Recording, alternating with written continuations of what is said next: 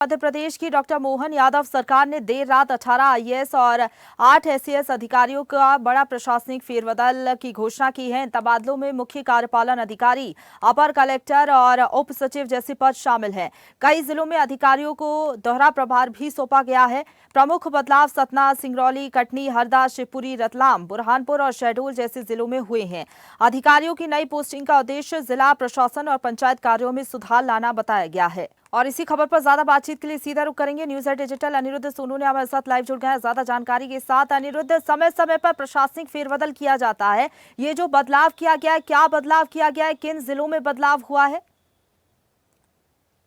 देखिए, मध्य प्रदेश सरकार ने कल देर रात फिर एक मिडनाइट एक्शन लिया है और 18 आईएएस भारतीय प्रशासनिक सेवा के अधिकारियों को और 8 एसएएस राज्य प्रशासनिक सेवा के अधिकारियों का ट्रांसफ़र किया है। और इसके पहले भी सरकार ने लगभग 40 से ज़्यादा आईएएस अफसरों को कुछ ही दिन पहले बदला था। यानी अब सरकार पूरी तरह से प्रशासनिक फेरबदल के मूड में है और आगे भी ये सिलसिला जारी रहेगा। और जहाँ तक बात करें तो कल देर रात को लगभग 12:30 बजे के बाद आदेश जारी हुआ जिसमें 18 आईएएस अधिकारियों को ट्रांसफ़र किया गया और 8 राज्य प्रशासनिक सेवा के अधिकारियों को ट्रांसफ़र किया गया। और इसका सीधा उद्देश्य यह है कि प्रशासनिक कामकाज में और खासकर पंचायतों के कामकाज में कसावट लाना चाहती है डॉक्टर मोहन यादव की सरकार और उनकी टीम। और जहां तक बात करें तो जिन लोगों के ट्रांसफ़र हुए उनमें जिला पंचायत के सीईओ शामिल हैं, अपर कलेक्टर शामिल हैं, अपर संचालक स्तर के अधिकारी शामिल हैं और अनुविभागीय अधिकारी राजस्व विभाग शामिल हैं। और कई जगह तो ऐसा भी हुआ है कि आईएएस अधिकारियों को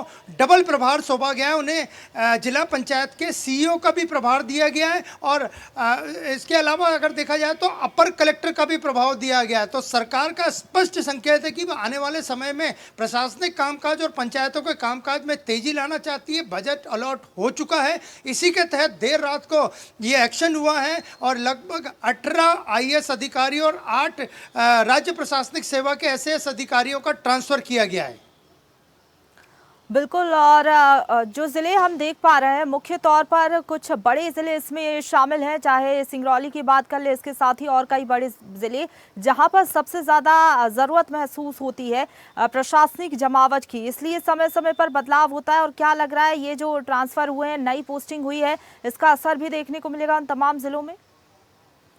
जी बिल्कुल, इसका सीधा असर सरकार के कामकाज पे, केंद्र और सरकार की योजनाओं पे और जनता को फायदे के रूप में देखने को मिलेगा। और जहां तक बात करें तो सिंगरौली के साथ साथ ग्वालियर चंबल के संभाग के कुछ जिले हैं, इसके अलावा सतना है जो विंध्य बेल्ट का प्रमुख शहर है, इसके अलावा मंडला है जो आदिवासी बेल्ट में आता है। ना सरकार ने सभी बातों का ध्यान रख के यह बड़ा प्रशासनिक फेरबदल किया है। उद्देश्य केवल एक है कि जनता की तकलीफों को कम किया जाए और राज्य और केंद्र सरकार की योजनाओं को ज़्यादा से ज़्यादा जनता तक पहुंचाया जाए। और जहां तक बात करें तो इन तबादलों में सबसे मुख्य बात यह है कि जो आईएएस अधिकारी, जिन 18 आईएएस अधिकारियों को तबादला किया गया है, उन्हें दोहरा प्रभाव दिया गया। यानी वो जिला पंचायत के सीईओ की भी भूमिका निभाएंगे और अपर कलेक्टर की भी भूमिका निभाएंगे, तो जिससे प्रशासनिक कामकाज में और सुगमता होगी, ऐसा भारतीय जनता पार्टी और डॉक्टर मोहन यादव की सरकार के थिंक टैंक का भी मानना है। तो बड़ा प्रशासनिक फेरबदल मध्य प्रदेश में कल देर रात को हुआ और इसका असर आने वाले कुछ ही दिनों बाद देखने को मिलेगा।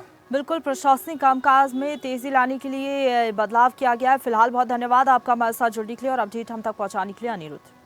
ताजा खबरों के लिए लाइक, फॉलो और YouTube पर सब्सक्राइब कर बेल आइकन दबाएं। साथ ही ताजा अपडेट्स के लिए swedeshlive.com पर विजिट करें।